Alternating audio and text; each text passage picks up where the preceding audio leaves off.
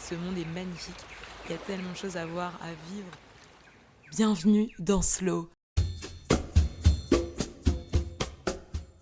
Nous voilà dans le nord-est du pays, aux abords de l'un des plus grands fleuves au monde, le fameux Mékong.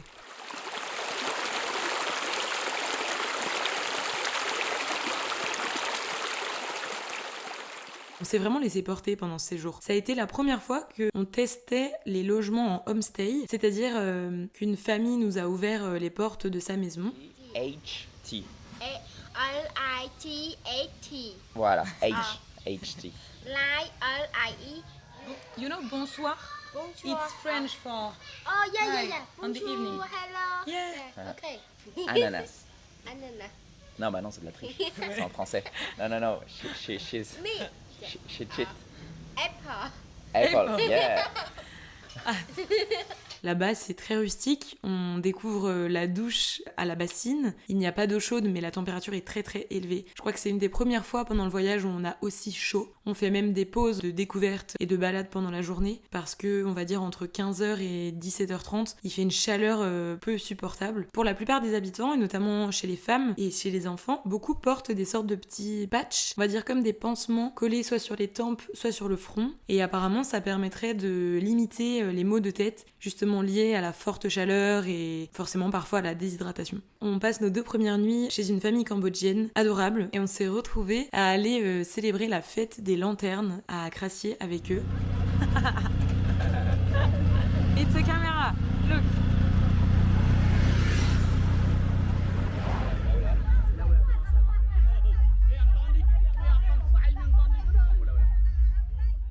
Sur le bord des routes, il y a beaucoup de vendeurs de lanternes. La plupart des gens achètent une lanterne, ils mettent une lumière à l'intérieur, un peu comme dans les films en vrai. Et après, on fait un vœu et on lance sa lanterne en l'air. Et le but, c'est qu'elle parte le plus loin possible. Si elle n'arrive pas à décoller, ça portera malheur pour toute l'année. Si elle arrive à décoller, notre vœu va potentiellement se réaliser. C'était les croyances de Crassier.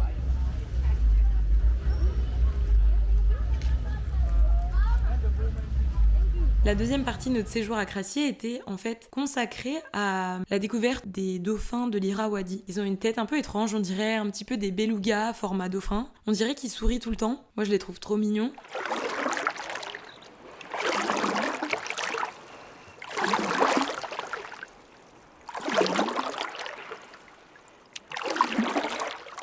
C'est des mammifères qui sont en voie de disparition, qui souffrent malheureusement de plusieurs choses, la destruction de leur habitat et forcément beaucoup de pollution, parce que dans des pays en voie de développement, parfois c'est quand même le cadet des soucis des gens de ne pas polluer, d'éviter de consommer trop de plastique et surtout d'éviter de jeter.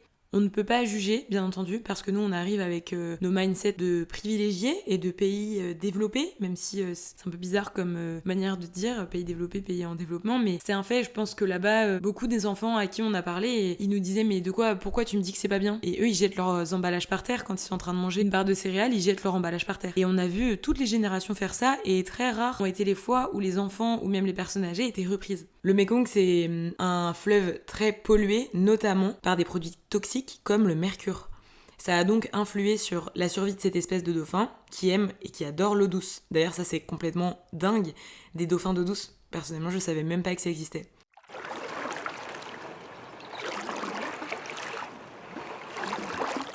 Comme ils sont menacés d'extinction, la manière dont on peut, nous, les soutenir en tant que touristes, en fait, il y a toute une organisation qui est faite par les locaux qui veulent sauver ces dauphins-là, qui se relaient hyper régulièrement en faisant des rondes sur des embarcations en bois. Il faut que ces personnes-là puissent avoir les ressources économiques. Donc, en tant que touristes, on peut leur donner des sous pour qu'ils nous embarquent avec eux sur leur embarcation et pour qu'on puisse aller observer directement dans leur habitat naturel ces dauphins sans pour autant les déranger. Donc, c'est ce qu'on a fait. On a embarqué à bord d'un bateau, d'une barque en bois. On était tout seuls, c'était en plein après-midi. Il faisait très très chaud, il y avait un grand soleil et au bout de quelques minutes, on a vu apparaître les premiers dauphins.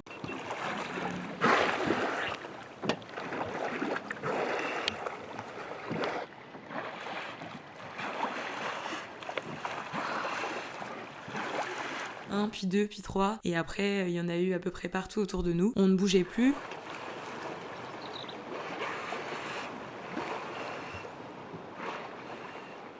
Le moteur était coupé, c'était un moment suspendu. On était allongés à l'avant du bateau à essayer de prendre toutes les photos possibles et imaginables, à se relayer entre l'appareil photo et la GoPro pour filmer ce moment complètement suspendu avec une magnifique espèce qui est malheureusement en voie de disparition.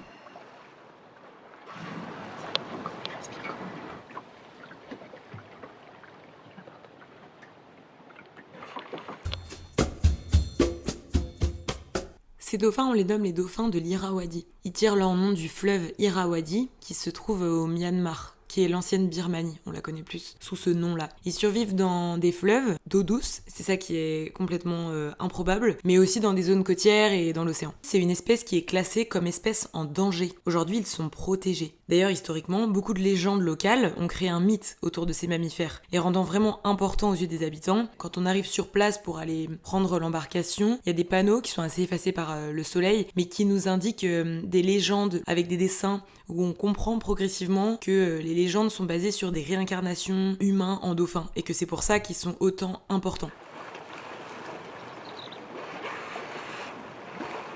Le tourisme autour des dauphins de l'Irrawaddy à Crassier, donc c'est la ville où on était, et dans tous ses alentours, c'est un revenu essentiel pour les locaux. Certains des habitants travaillent comme bateliers, ou comme guides, ou comme agents de protection. Par exemple, la personne qui nous a emmenés sur le bateau, c'était un batelier. Comme on se posait encore beaucoup de questions à propos de ces dauphins, parce qu'on n'a pas trouvé tant d'explications, à part un reportage, on n'a pas réussi à établir de contact avec notre batelier qui parlait absolument pas anglais. Alors l'hôte qui nous hébergeait depuis quelques jours dans sa maison, avec ses enfants, nous en dit un peu plus sur l'état actuel de l'espèce. Now we have less. Less? Yeah, Less? yeah. We have Oh my around God. more than 70, something like that. And do you know if Yeah. there is new babies Yeah, we have was baby. born? Yeah. Ah, that's every good. year So we the have baby. population Yeah. increase Yeah. or decrease? Increase. Increase? Yeah. Yeah. We have every year we see the baby coming 5 Oh. or 7 okay. baby. Oh, wow, Not, okay. Yeah. Here it's not easy to finish the dolphin because the baby come every year. Okay. Yeah. To see the dolphin, it's not easy here. Easy to see, Easy to but see. not easy to die. Or the baby come every year, Yeah. and then we have a more strong protection. And if there is stories for the dolphins, there is stories for you here. So everyone. On a décidé de rester encore 2 jours parce qu'on aimait vraiment l'ambiance de ce village.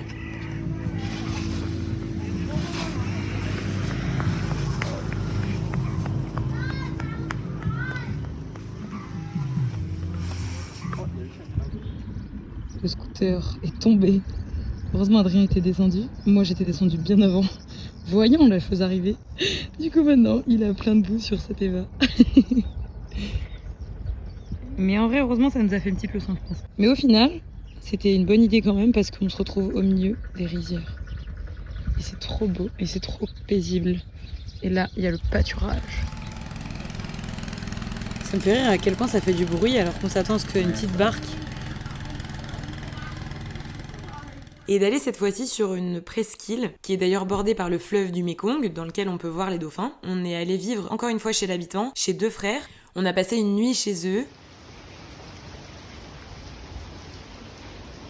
sous une énorme tempête tropicale, des trombes d'eau qui tombaient sur leur maison.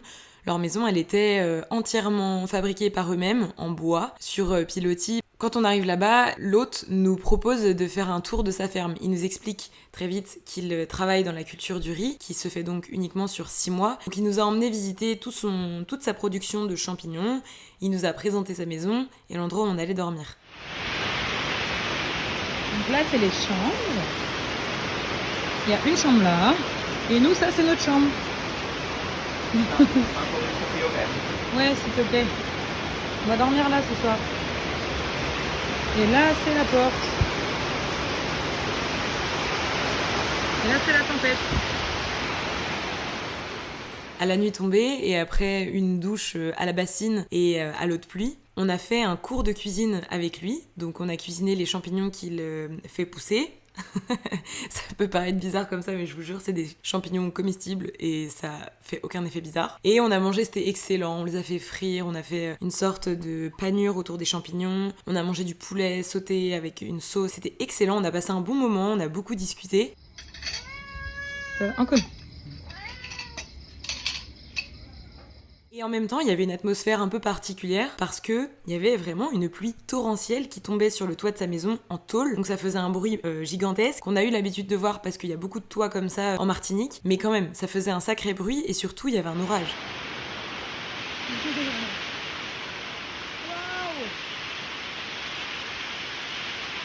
Attends, mais on va faire notre machine dehors en fait. La maison de notre hôte et son frère était absolument vide. Il y avait que un espace au fond de la maison où il y avait une petite zone qui était consacrée à la salle de bain. Et sinon, c'était une sorte de grande pièce vide avec des hamacs suspendus au-dessus du sol et 2 matelas posés à même le sol avec une moustiquaire qu'on devait border sous notre matelas une fois qu'on était sous la moustiquaire. La pluie a tout inondé.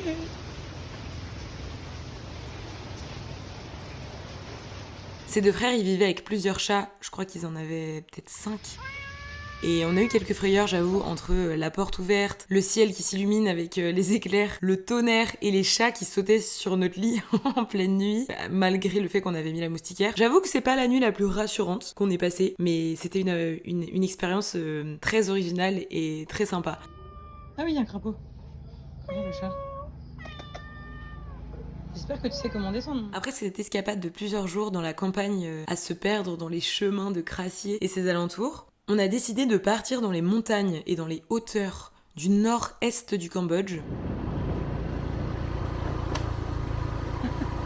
Dans le prochain épisode, je vous donne rendez-vous au Mondulkiri, là où on ira rencontrer les fameux plus gros mammifères terrestres au monde, les éléphants.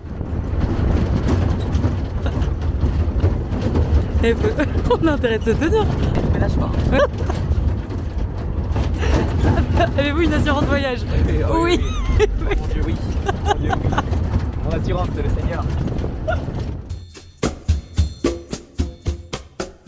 Merci d'avoir voyagé avec moi. Si cet épisode t'a touché, fais-le voyager à ton tour.